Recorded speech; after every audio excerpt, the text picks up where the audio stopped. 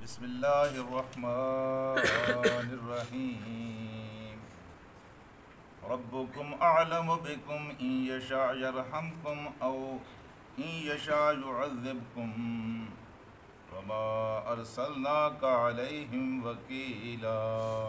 صدق اللہ العلی العظیم۔ مان لیا ذکر والی زندگی بھی بہت اہم ہے، لیکن فکر والی زندگی بھی کچھ کم اہم نہیں ہے۔ ذکر کا مطلب یہ ہے کہ ہر وقت اللہ تبارک و تعالیٰ کے نام سے، اللہ تعالیٰ کے کلام سے آپ کی زبان تر رہے، لیکن اس کے ساتھ ساتھ اگر سوچ سمجھ کر آپ اللہ تبارک و تعالیٰ کا نام لیں اور ہر وقت آپ کو اللہ تعالیٰ یاد رہے، تو یہ ذکر کو دو آتشہ کر دیتی ہے، دو اثر والا بنا دیتی ہے۔ میرے عزیز دوستو، سچی بات یہ ہے کہ فکر کی حیثیت سے انسان کے مقام و مرتبے کا تعین ہوتا ہے۔ آپ کو کس چیز کی فکر ہے؟ دنیا کے اندر بے شمار انسان ہے۔ ایک تاجر ہے، اس کو فکر ہے کہ کرنسی کے لال پیلے نوٹ اس کی جیب میں آئیں۔ ایک کارخانہ دار ہے، اس کو فکر ہے کہ اس کا ایک یونٹ ہے تو دوسرا یونٹ لگ جائے۔ تو ہم دیکھتے ہیں کہ جتنے لوگ ہیں ان کی فکریں اپنے اپنے ذوق اور اپنے اپنے شوق کی بنیاد پر ہیں، اور اسی کے اوپر ان کا مقام اور ان کا مرتبہ متعین ہوتا ہے۔ فکروں میں سب سے بڑی فکر یہ فکر ہے کہ اللہ کی مخلوق جہنم کے عذاب سے بچ جائے۔ یہ فکر جس کو نصیب ہو جائے، سچی بات یہ ہے کہ وہ انسانوں میں بڑا انسان۔ محمد رسول اللہ صلی اللہ علیہ وسلم کے لوگ معجزے بیان کرتے ہیں، خیر وہ تو چاند ہے، جس رخ سے اسے دیکھیں گے آپ کو روشنی عطا کرے گا، اس میں کوئی شک نہیں ہے۔ لیکن حضور کریم صلی اللہ علیہ وآلہ وسلم کے مقام و مرتبے کو جو چیز سب سے بڑا کرتی ہے وہ یہی ہے کہ ان کو فکر تھی۔ ان کو صرف اپنی فاطمہ کی، حسن و حسین کی فکر نہیں تھی، ان کو اپنے قریش کی فکر نہیں تھی، ان کو اپنے عرب کی فکر نہیں تھی، ان کو اپنے زمانے کے لوگوں کی فکر نہیں تھی، بلکہ آنے والی نسلوں تک، بلکہ جب تک قیامت قائم نہیں ہوگی اس وقت تک کے انسانوں کی ان کو فکر تھی۔ یہی چیز ہے جس نے ان کو سب سے بڑا بنایا۔ دیکھیں جتنے انبیاء آئے ہیں ان کو اپنے زمانے کے لوگوں کی فکر ہے، اپنے قوم کے لوگوں کی فکر ہے، لیکن محمد رسول اللہ صلی اللہ علیہ وسلم کی ذات گرامی ایک ایسی ذات گرامی ہے کہ ان کو زمان و مکان سے آگے بڑھ کر اللہ تعالیٰ نے فکر عطا کی تھی کہ رہتی دنیا تک کے انسان ہدایت پر آ جائیں اور جہنم سے بچ جائیں۔ یہی چیز ہے جس چیز نے ان کو سب سے بڑا بنا دیا۔ میرے عزیز دوستو، دعوت دینے والے خیر یہ بات سمجھتے ہیں اور جانتے بھی ہیں کہ کس کرب اور کس اذیت سے گزرنا پڑتا ہے کہ جب آپ اخلاص کی بنیاد پر دعوت دیتے ہیں، آپ کی اس کے اوپر مزدوری نہیں لیتے، آپ کسی کو اس کے فائدے کے لیے دعوت دیتے ہیں، لیکن دعوت دینے والا پھر بھی آپ کی دعوت کو نہیں مانتا، رسپانس نہیں آتا، جواب نہیں ملتا، اثر سامنے نہیں آتا۔ یار زندگی گزر گئی، میں کام کر رہا ہوں، کوئی میری بات کو مان کے نہیں دے رہا، میں کوئی مزدوری نہیں چاہتا، میں اپنی نمود و نمائش نہیں چاہتا، میں اپنا نام نہیں بڑھنا کرنا چاہتا، تو کیا وجہ ہے کہ لوگ میری بات کو نہیں سن کے دے رہے؟ یہ فکر ہے، یہ اللہ کے رسول صلی اللہ علیہ وسلم کو یہ فکر لاحق ہوتی کہ میں کام کر رہا ہوں، اخلاص سے کام کر رہا ہوں۔ اور کبھی کبھی آپ سوچا کرتے تھے کہ کہیں دعوت تو ٹھیک ہے، دعوت پر تو یقین تھا کہ دعوت جو میں پیش کر رہا ہوں یہ بالکل وہی دعوت ہے، کیونکہ براہ راست آپ کو اللہ کی طرف سے موصول ہو رہی تھی، دعوت پہ تو کوئی شک ان کو نہیں، لیکن اس بات کی ان کو فکر رہتی تھی کہیں کوئی کمی تو نہیں رہ گئی، دعوت دینے کا کوئی میرے اندر کوئی میں سستی تو نہیں کر رہا ہوں، اسی طرح سے میں دعوت تو نہیں پیش کر رہا، اس دن پیش کر رہا ہوں جس طریقے سے اللہ نے چاہا ہے، کوئی کمی کوتاہی۔ یہی چیز تھی جس نے ان کی رات کی نیندیں اڑا دی۔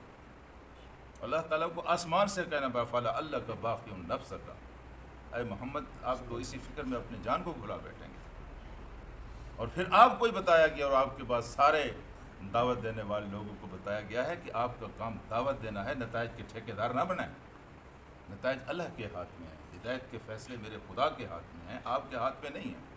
آپ کا کام ہے صرف اور صرف دعوت دینا، اور اسی پیٹرن پر، اسی طرز پر، اسی نہج پر دعوت دینا جس نہج پر آپ کے سامنے تو ایک ماڈل ہے محمد رسول اللہ صلی اللہ علیہ وسلم کی ذات گرامی، اسی نہج پر آپ دعوت دیتے چلے جائیں۔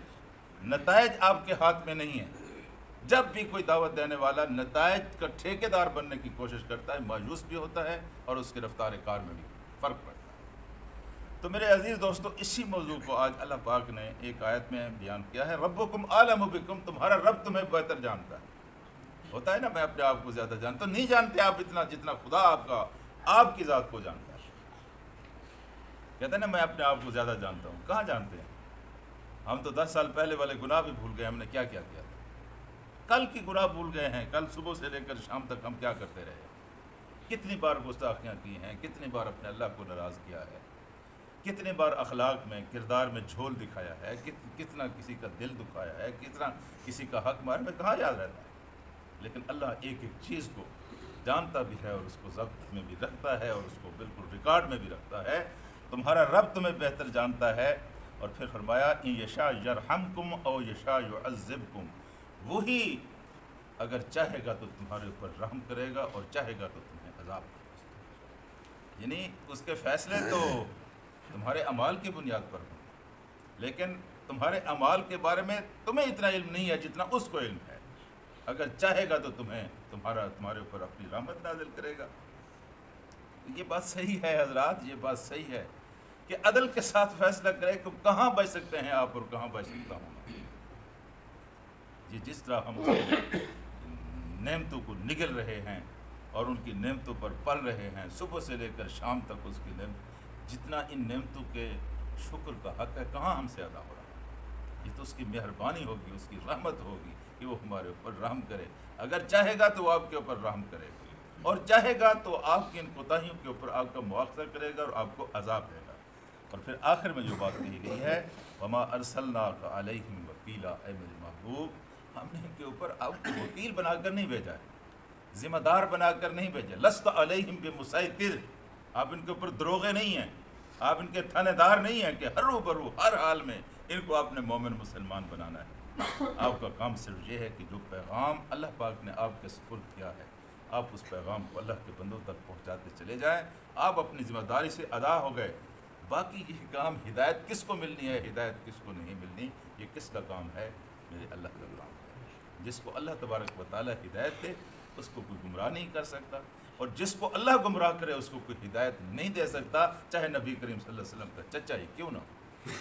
دیکھیں نا، یہ سارے حالات ہمارے سامنے نہیں، ایک ہی تو دیوار تھی، اس دیوار کے اوپر سے وہ گندگی پھینکتے تھے، اس دیوار کے اوپر وہ ہنڈیا میں جو ڈوئی پھیری جاتی ہے، چمچہ پھیرا جاتا ہے، اس کی آواز بھی ابو لہب کی بیوی سنا کرتی تھی۔ اتنا قریب تھا گھر آپ کا، لیکن دیکھیے اس کو ہدایت نصیب نہیں ملی۔ نصیب ہوئی تو کس کو ہوئی؟ فارس سے آیا ہوا، کبھی سلیمان اس سے ہدایت پاتا ہے اور کبھی، دیکھیں یہ اللہ کے فیصلے ہیں۔ تو میرے عزیز دوستوں اور ساتھیوں، پیغام یہی ملا ہے کہ دعوت دینے والا کبھی نتائج کا اپنے آپ کو ذمہ دار اور ٹھیکیدار اور مکلف نہ ٹھہرائے۔ آپ کا کام صرف یہ ہے کہ آپ بیج ڈال دیں، فصل اگانا آپ کا کام نہیں ہے۔ فصل کون اگاتا ہے؟ میرا اللہ۔ اللہم صلی علی